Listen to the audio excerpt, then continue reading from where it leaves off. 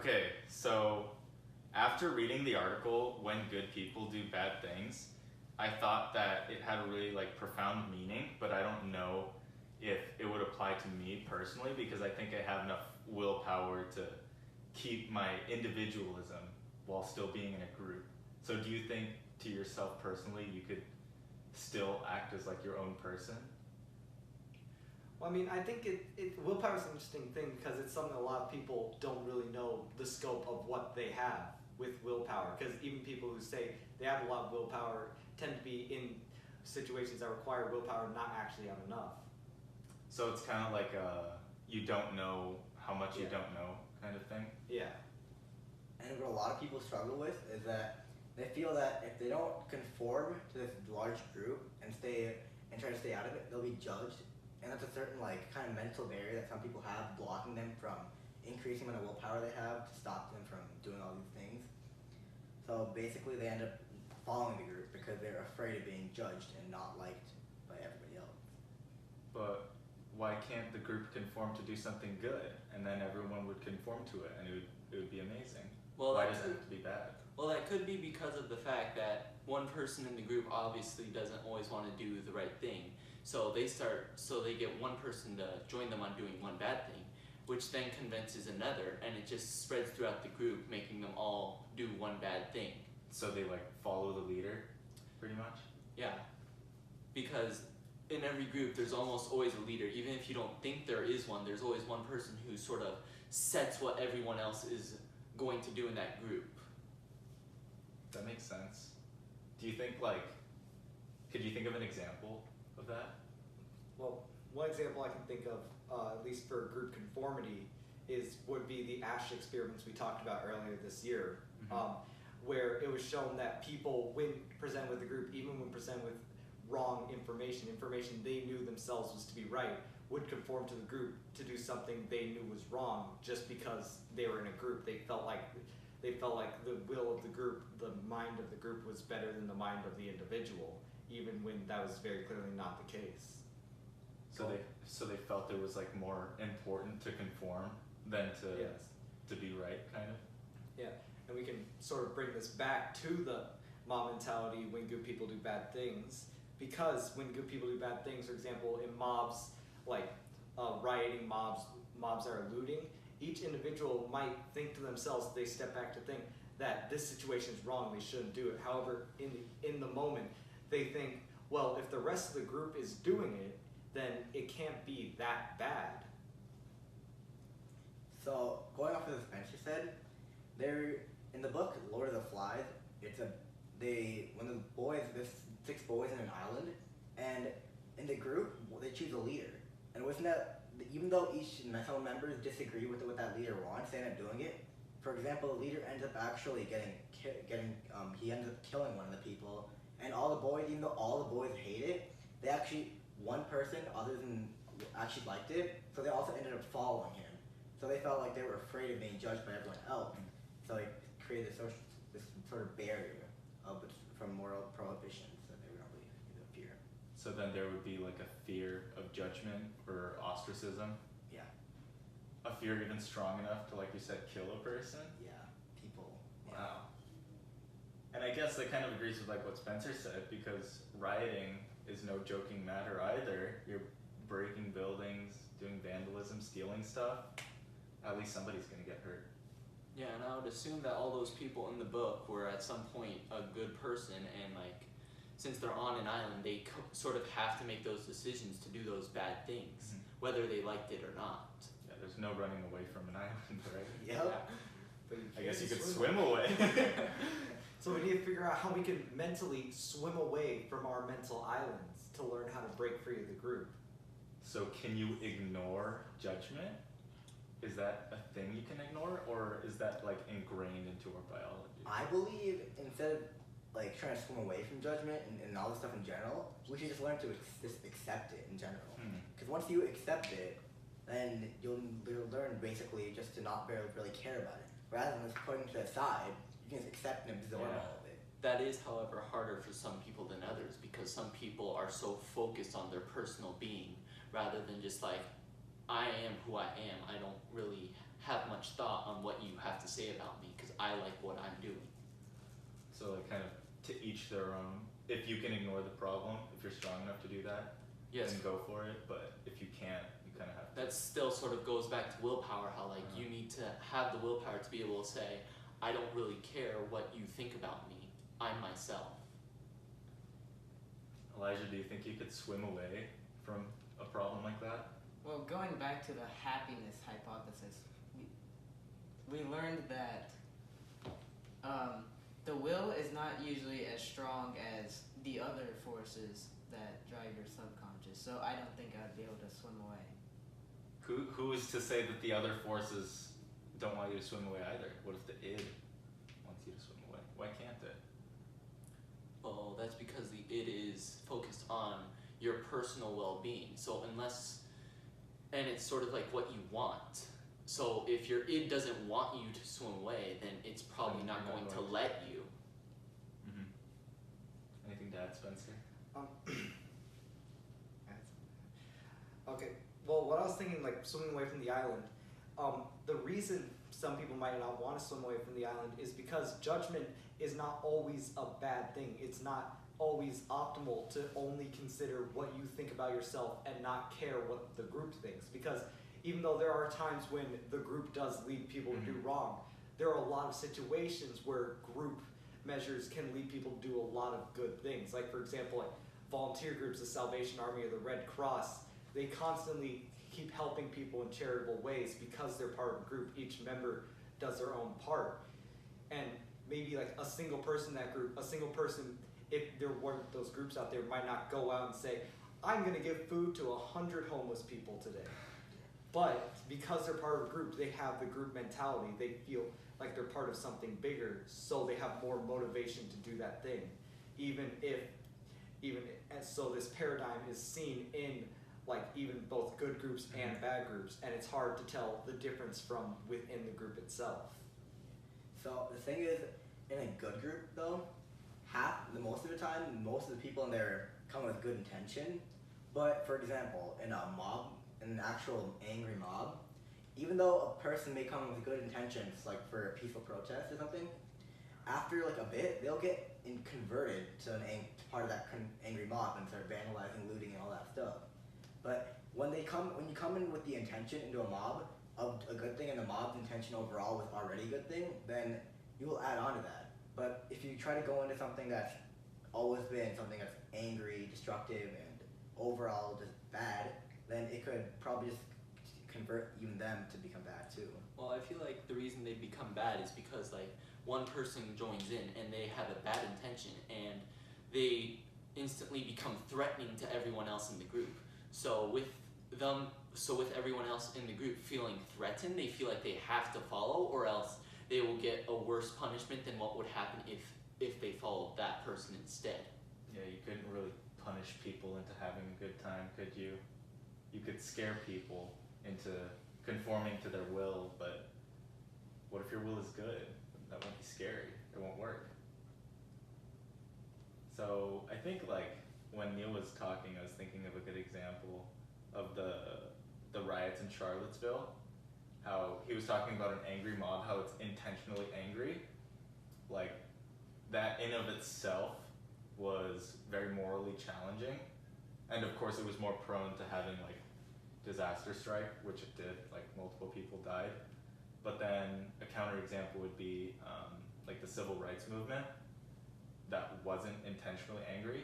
So even though they had millions of people together in one mob, it wasn't an angry mob, it was like a peaceful protest. And I think it does almost depend as well as what the leader of the mob, kind of going back to what Neil was saying earlier with Lord of the Flies, even large groups still have some central leader, some central figure or an idea that leads the group.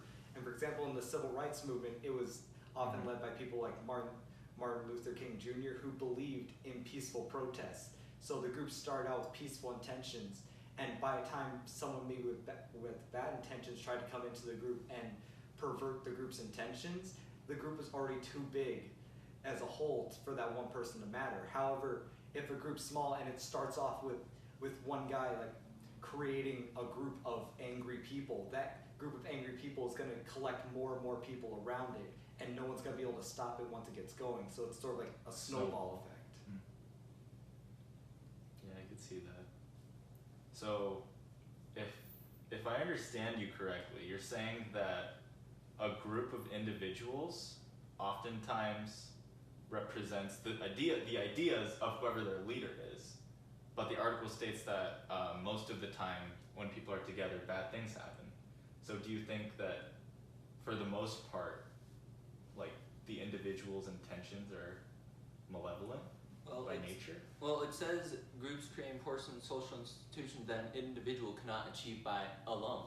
So obviously they have to somewhat form groups to get their ideas out there. Because if they try to do it alone, either they wouldn't be heard or no one would really take it to heart and sort of build off of it. Yeah, because it's just one person. And relating back to the article, so basically during the experiments, they used pictures and they used personalized statements for each person. And they found out that when each person was given a statement that was true or false, a personalized statement, for example, I have 600 Facebook followers, or when I bump into someone, I apologize. Their prefrontal medial cortex was more active. However, when they're placed within groups and the same exact thing was shown, they had their prefrontal medial cortex was actually less lit up. So that meant that people were basically getting desensitized to those moral prohibitions that caused them to like have bad intentions. And personally, I believe that human nature is good, but also has a little bit of evil and like just bad in general inside of it too. And when we get in these large mobs, it kind of comes out of us. For some reason, a mob technically, for some reason, just brings the bad out of us sometimes. Well, I think that might also be because, going back to what I was saying earlier and bouncing off of what Neil was saying, when you have a mob, even though the intentions may at first be very clear, very direct, like, okay, we're going to march here for this very purpose. Once it gets into a mob, even though the individual people cannot change the entire course of the mob, their ideas also get thrown into the mix. Like you have a group of a few friends come together, but they all have slightly different ideas of how to do something, and you end up getting a big jumble of ideas. And over time, that jumble of ideas leads to the ideas becoming foggier and less direct, and with less direction, people tend to be vaguer, do more broad things, which can inevitably lead to people becoming like confused. They don't know what to do. So in a way, it's sort of like a game of telephone where one person has their idea in their head, but when it goes to the next person, they might mix up one word, and as you go through the entire circle, the final person has a completely different idea than what the first person thought was going on in the first place. Yeah. So I guess a good statement or like a model would be to say that as group size increases, the stability decreases, which kind of agrees with like the thing you said for telephone, right? If you have a statement and you pass it through 3 people, you might get like a word wrong or something. But if you pass it through 100 people, most likely by the end you won't even have a statement even close to what you started with. So there's more like room for variance or flexibility. So do you think like a small group of friends is more stable than like a large gathering or a movement? Well, yeah. Well, it also depends on like the main person. If the main person has bad intentions, or I guess it doesn't have to be the main person if they're all like friends, they're all basically equals. But they might have bad intentions, and a group of 100 people, maybe like a volunteer group, they might have good intentions. The bad group might be like more likely to do something bad than the group of 100. I feel like it really depends on what the group is thinking at that time, because if you, like Elijah said, if you have 100 people who are all planning to volunteer, that's a very stable group of 100, and if you have a group of like 5 friends all planning to do something bad, that's still a very stable group, even though it has less people. They both have equal stability, but I feel like the stability really depends on what the people are thinking within the group and not necessarily the number of people, so more like quality over quantity. I think it might also have to do with the fact that as you get more people, it is still very possible to have a stable group, but it becomes more difficult to control each individual person. Like a large volunteer group might only be stable because at each level, there's people overseeing each level. Everyone has a very specific job to do. However, say a sports team just won or just lost the Super Bowl to, let's just say, the Patriots after being up 21-3 at halftime. Just throwing an example out there. Just a hypothetical. It's just a hypothetical here. And they all go out, and each of them, they have a very specific purpose. They're angry. They're going to do something about it. But each of them has very different ideas of what to do about it. There's no one overseeing the anger. So each individual person ends up starting to do something different. Maybe someone climbs on top of a light pole. Maybe someone else tries to cut down that light pole. Who knows? But overall, the group becomes very chaotic and more likely to do bad things because an individual person doing a bad thing creates a group within that group doing something bad instead of the entire group might just be harmless anger, harmless banter.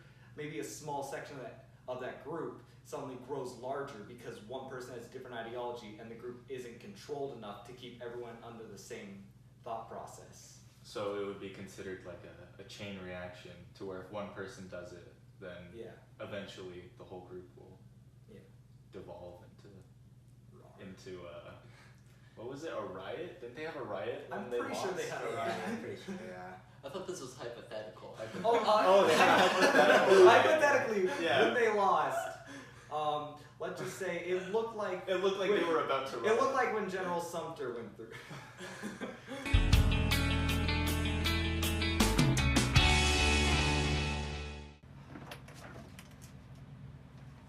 Are you tired of your everyday stressful life?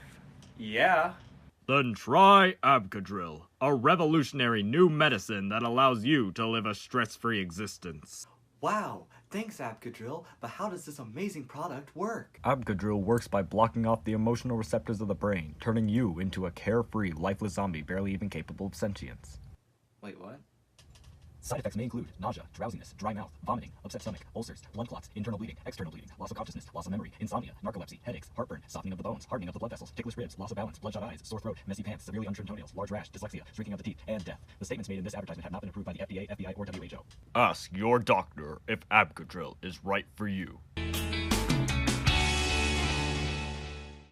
So one of the experiments that they did, going back to the article, was they took people individually and put them up against one another using specific quotes such as, I have more than 600 Facebook friends, or I always apologize when I bump into someone. And it was sort of like a competitive task as they had to hit a button whenever they saw some sort of quote like that.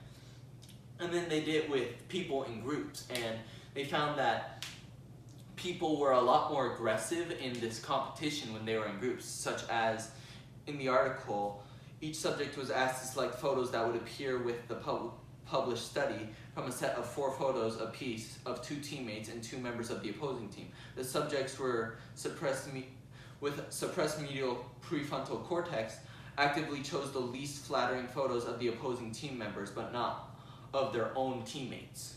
So I feel like this sort of shows in a way that whenever we're in groups, we sort of have less thought and we become more aggressive and do worse things.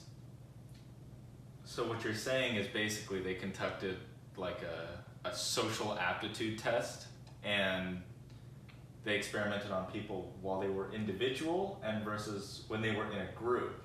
Yes. And how do the results differ again?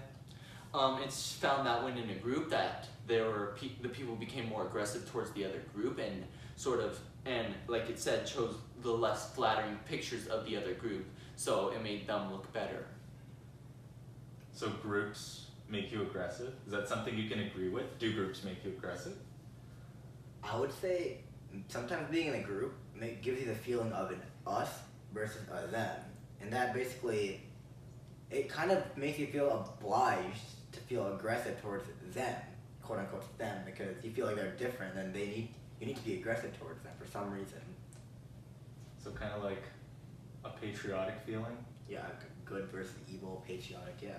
However, this was only one experiment, so we can't say this is really true for everything. We obviously need a few more experiments to see if this is actually true for all groups or if it was just this one group that this occurred for. What if they really did have more than 600 Facebook friends? You know, I mean, this is just, like you said, it's one test, one experiment. Yeah, so I feel like there would be needing more experiments to really prove that this is true for almost all cases.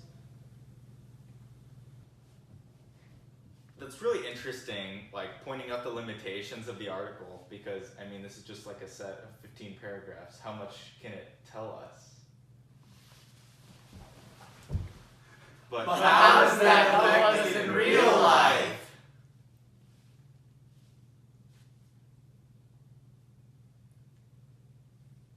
Well, in real life, you're rarely ever working alone. You're always, most of the time, in a group, like in certain situations. In certain situations, would you care to give an example, Elijah? Perhaps a group discussion, About? working in groups. Interesting. Does the group stop once you graduate high school? Because I mean, for a lot of people, going to college isn't like their plan. So would they still need to do group work? Well, if they plan to get a job, which most people should if they want That makes money. sense. A lot of job places. Well, I obviously don't have a job, but I've seen a lot of television. People usually work in groups. You know the cliche with a group meeting. Yeah. Well, also, when you are in jobs, sometimes in certain jobs you are competing for another spot. So when the other group who's trying to get the spot threatens you, you sort of have to go on the offensive, and you really start to, the good part of you starts to go into the bad part and tries to sabotage the other side. So you're the one who gets the job. You're the one who gets the promotion. You're the one who leads the company into the future. A specific example of this would probably be probably like the sales department, because in terms of sale, a company they split they split into a bunch of groups and get them to present each thing to a specific company to see if they'll buy it. And each of these people, if their product gets like bought by the company, then they're the ones who get the most money, the promotion. They get the most incentive. So they get a feeling of us versus them, as I stated before, and therefore it causes them to basically bring out their bad side and be really aggressive rather than be mundane and innocent. Well, kind of going off of that, with the us versus them mentality, one place that I was thinking about where it comes up is that the us versus them mentality doesn't only come up in strict groups, but do you think it's possible to have maybe, say, almost a group of one? Like, could you as one person function as a group in a way, like have good intentions, but the way you act because of antagonizing other people, thinking that it's you versus them instead of you just having to be the best you can be, would that create the same effect that a group might have, where it's muddling your intentions to the point where you end up doing bad things even if you have good intentions? I don't really know if I would agree with that, because one of the things about a group that you don't get with an individual is the system of like reaffirmations or constructive comments. Because if you say something and someone else in the group obviously doesn't agree with it, they'll tell you, hey, no, I don't think that's right. But if you agree with something, what other part of yourself is going to say no? You can't check yourself, kind of. So maybe being an individual, like on a project, will make you do whatever you want, but that's not necessarily like whatever is ideal or optimal. And also, even if you're individual, you could be affected by someone else who, as in, for example, let's say in class you're assigned a project. So you're being... Sounds familiar. And let's say you have your own idea, but then you see everybody else in that certain class has a similar idea, but yours is unique. And you feel like if you presented that certain project to that class, you feel like you get judged. You're doing something different. So you try to become homogenized with that certain group, and actually, even though you're an individual and have your own emotions and your own will, and you're not being judged by anyone, you still feel that certain feeling like you're going to be judged by everybody else, even though you're individual. But you still kind of have that group element, though. Yeah. because you just said you're in a group of like peers, of classmates. So even though you're not working with them, they're still somehow like considered your group. So we have to kind of redefine the word group. Is a group only people you're working with, or is that not true? Well, when people generally use the term group, they normally say like a group of people. They're never really specifying whether it's a group of people working together or if it's just this is a group of people. We don't really know which term group they're using. So group could really have any sort of connotation depending on how you want to use it. So what you're saying is group isn't necessarily a term defined from inside of the group itself, but a term, a label identified by like an outsider of the group saying all these people share something in common, they are a group of people, even if that thing that they have in common might actually within the group not be a thing they see in common within themselves. Like a group of, you could say a group of classmates, even if many of those classmates might not know each other, or talk to each other, or even not be working together, people would still say, well, they're a group. So, I mean, does a group have any like prerequisites? Like you said, they have anything in common, right? And often an example I think of is apples and oranges, because those are things we compare a lot. But if you have multiple apples and oranges, we call it fruit, which in of itself is a group. So is there ever a point to where you can't be considered like a group with something? To where you can't have anything in common whatsoever?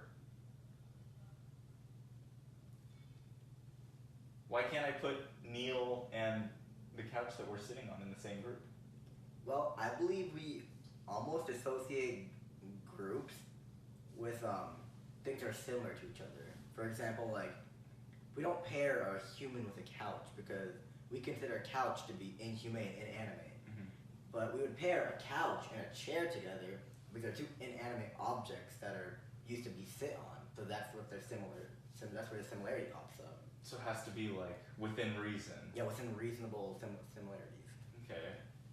So then the follow-up question to ask ourselves is, relating to the prompt, basically, at what point do groups become similar enough? Are we able to group it well enough that we can start making these assertions that we've been making, how groups tend to make people do bad things, how they provide this anonymity? Because once you reach a big enough group, you aren't talking about the same thing. Like, you are talking about the same thing, a group of classmates versus a group of like 5 kids doing a project for English class. The two groups are completely different in their whole dynamic. So we need to discuss maybe maybe research needs to be done into where this dynamic begins to show up, this specific dynamic of the group acting as a whole. So a group would be the point of divergence to where selected things or individuals become united as one. So that would be like the distinction, the place to draw the line, to where we can call them as one. So it'd be maybe a place like, it would be a group big enough so that each person themselves maybe isn't fully individual. Like each person can't fully express themselves because of the size of the group, but not too big that people aren't just completely left out and feel like they aren't even in the group. And it also can't be too small, because if it's too small, then, well, Then it's just a pair or her trio. Yeah. However, in the article, it does talk about Quartet. when they talked about the experiment they did, it was literally 2 people versus 2 people, and they would still fight against each other. But if you're saying that 2 people can't be a group, then their experiment automatically becomes invalid. So maybe it's the connotation of the word group, because by denotation, 2 people is considered a group. But by connotation, I wouldn't call 2 people a group. Would you? It really depends on the circumstance you're in, because there are obviously teams that have groups. Like, say you are doing the Olympics and you have a race going on, and it might be something like the USA versus Russia, and it'll be like a skating race where you have 2 people from each team. They're still technically considered a group. However, in other circumstances, 2 people would just be considered a pair or a duet, not really considered as a group at that point. So maybe a group is maybe like the size plus having similar intentions. They're working towards the same, at least general goal, even if that goal may be misguided within the group. Every person in the group has the same base idea of this is what we need to do, and they know like they need to work together to achieve that goal. I think that a group is more defined by the anonymity factor, because like if you have like a large-ish group, it's more anonymous when they commit actions. But if you have like a smaller group, they kind of go hand in hand, size and anonymity. If you have like a group of 2 people, you'll obviously There's not enough anonymity. I think that's what defines a group, and the similarity. And I think what you said was like pretty interesting, that a group isn't necessarily just a label, but it has a reason for being called a group. It has to have like a purpose, like from within. So if 2 things share the same purpose or reason for being there, could we call them a group? I think we could. The meaning of a group really depends on how the person interprets it, because each person in general has a completely different meaning of a group. For example, to one person, a group could be some people, a group of people, or like just many people who have extremely similar ideas, while to another, it could just be people put randomly together who are barely associated with each other. Well, also in the article it says that a group is sort of made for the fact that it's for something that someone cannot do by themselves. So if a group's intention is to do something with anonymity, then that's the reason the group is formed. If 2 people go together to do something that one of them can't do alone, it becomes a group, because the sole purpose of a group is to do something that an individual cannot do by themselves, or if they could, it takes so much more effort than if they did it with someone else. So the underlying principle of a group is to perform work that an individual couldn't. Is that something we can all agree on? Yeah. I feel so. Well, what about a group as in a label, as in like the apples and oranges thing? Fruits, they're not doing anything. Could we still call that a group? Or are you talking like about people? I think maybe in the case of the fruit example, you could say that while these 2 fruits, obviously they don't have their own purpose, they still have purposes for being together. They both have defined characteristics and purposes in life. They're both the ovaries of plants, of angiospermic plants. So we group them together because even though they themselves don't have a purpose like consciously, they have the same purpose of existing. They are, or to us, they are food for nourishment, and to the plants, they are a way to reproduce. So we can group them together, and that's, I think a way that we do group a lot of things together is based on not only the purpose from within the group, but the purpose that we see the group having. Like a couch and a chair, they're both furniture. They're both things that we sit on to decorate a room. Maybe, ceilings and floors are both parts of a room, so we group them together. So what I understand from what you're saying is that a group aspect is somewhat reliant on perspective. So do you think 2 people who were raised in like different households in different countries with different cultures, do you think they would group things differently? I think they would. Could you think of like an example? I would think maybe foods, because culture are defined by foods, right? Actually, I can think of an example. For example, Russian culture, the Russian language has different words for light blue and dark blue. Gabourey and Sini, I believe. Whereas the English language, most Romance languages have Just one blue. word, it's blue. And it's actually shown that if you were to show someone whose native language is Russian a lighter or darker shade of blue, they are much better, much more adept at sorting light and dark blue into their own groups than an American might be at sorting into light and dark blue, because we don't think about the differences as often as clearly because of the culture. Do you think this is something that could be tested? I think it can be, because you could take, like for example, take people from different cultures, see how, and give them, like say, like some objects, like apple, orange, a hammer, a person, and then ask them to put them into very broad groups, like, and just see where they would make the cutoff. And I think almost bringing this back to the article, the way these groups are defined, maybe that's the reason why some groups seem so volatile, so unstable, because the group is, we assign the term group from the outside. We group them all together. Oh, they're all rioting together. Even when individually you ask a person in there, they may say they're part of a much smaller group. Oh, I'm just out here with a couple of my friends. But from the outside, we see, no, this one giant riotous mob. But from the inside, we actually see it's a bunch of different groups who have similar goals, but not exactly. So it seems more volatile. There's groups that are doing bad, and these groups that are doing bad may be collecting members, but they don't represent the entire group. So it's more nuanced than we may see from the outside, but less nuanced than we may see from the inside.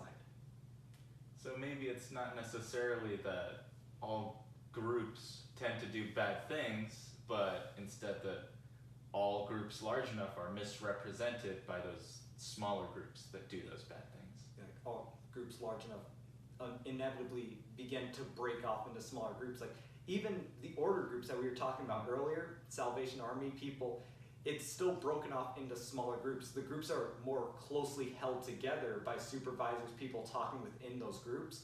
However, it's still different groups. You have a group of people who makes the food, a group of people who might package the food, another group that might deliver it. Mm-hmm. So it's different groups that are part of a bigger one.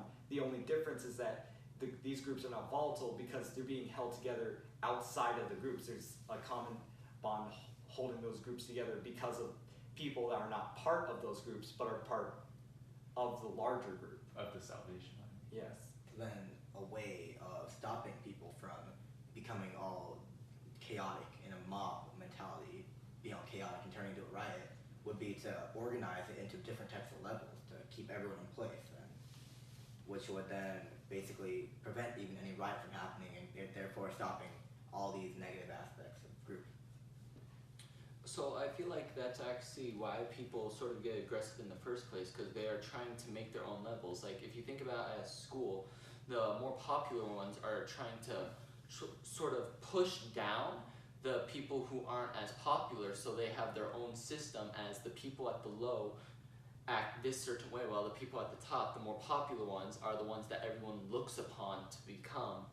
So I feel like the main reason why people sort of get aggressive when they become different groups is not really to defend their group, but more to defend their social standing among everyone else. So the way that, like you said, groups tend to do bad things is because groups, or people within the groups, they strive for different levels of organization, of separation. Yeah. So do you think if those levels were already provided, like Spencer said with the Salvation Army, that would eliminate the... I feel like that would actually happen, because at that point everything is organized and no one's really so upset about where they're at that point. But obviously the people who are being pushed down by the higher up people might still try to defend themselves more aggressively, because they obviously sometimes don't want to be at the bottom. So I feel like there needs to be a point where there are social standings, but they're equal enough where no one is lower by so much where they don't really like being in that position. And I think a good way to think about it maybe is that we have, because for example, in very organized groups, another thing there is that within the groups they're equal, yes, but even when the groups are unequal, it's hard. You can't really move a group above one another. Like you can't say, oh, like for example in a company, you can't say, oh, why don't we just make it so that all the interns, now they're the popular group. We don't need those dumb CEOs, bunch of idiots. But for example, more volatile groups like say a riot, because people tend to define themselves by what groups they're in. That's another important facet. Like you might find yourself, oh, I'm part of this friend group, I'm part of this club at school. Yeah, it's a form of identification. Yeah. So when that group is attacked, or when that group is lower in social standing, social perception than another group, it almost feels like a personal attack on that person. The thing that they're a part of, one of the things they define themselves with, they isn't seen as fit enough. So they may fight for the group, they may fight other groups just that they can prove that their group is better. If there's not an outside source like definitively putting the groups equal, or at the very least having a very strict order of groups. That person will see, oh, there's a difference I can make in this group, so they can attack other groups and eventually try to raise their group to a higher level. So it's the overarching theme is for like when people attack each other is their pride, their own human pride. They feel pride for their own each group, and when they feel attacked, then they'll lash out, try to protect it, and rise up. So Spencer mentioned like an outside source providing the organization would like eliminate the malevolence, and then you kind of supported that by saying that usually the suppressed groups tend to rise up. So out of the groups that we're considered a part of today, friend groups, school groups, classrooms, social groups, whatever, how could you eliminate that evil by implementing Spencer's idea?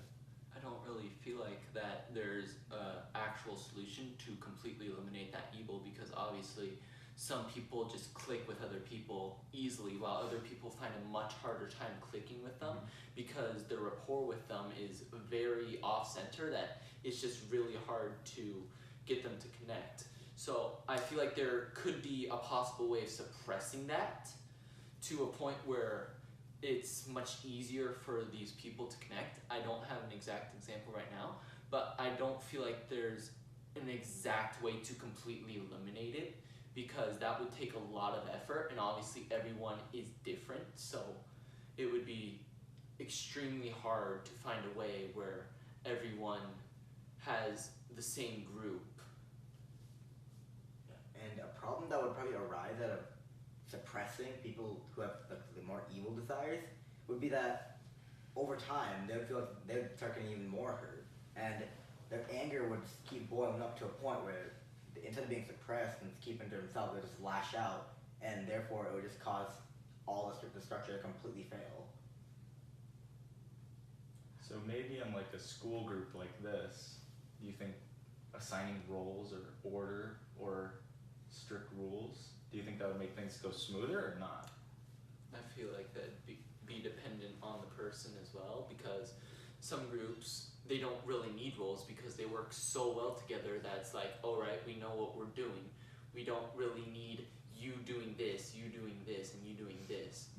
And bringing upon rules on people, that sort of depends on age, because some people, as age goes on, they are much better at following rules. However, if you were to give a rule to a 5-year-old or a 6-year-old, they might look at that rule and be like, oh, that's something I want to break, because they want to experience what it's like to break a rule.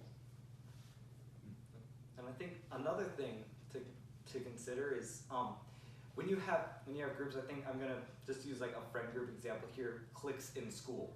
Often cliques in school, friend groups, they often attack each other. We see this a lot, like different groups, they spread gossip, spread rumors, might end up being like outright bullying because of the internal power struggle. So it's important to consider where that the power within these groups, the power that these groups hold over each other, their social standings, they come from things that are very hard to define. Like they come from things like, why is this person more popular? Maybe it's because they have more money, more friends, and then you keep going deeper and deeper. So I think it's hard to exactly get groups to become equal within themselves in a real practical situation without changing the entire social dynamic as a whole.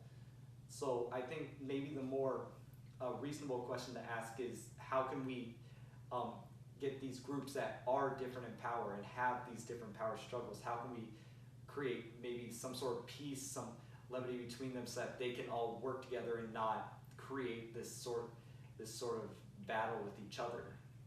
Well, our school, for example, there are some people who have connections to other groups, such as in our general friend group, Zach has connections to quite a few other people from other friend groups. So our group isn't as aggressive towards those groups.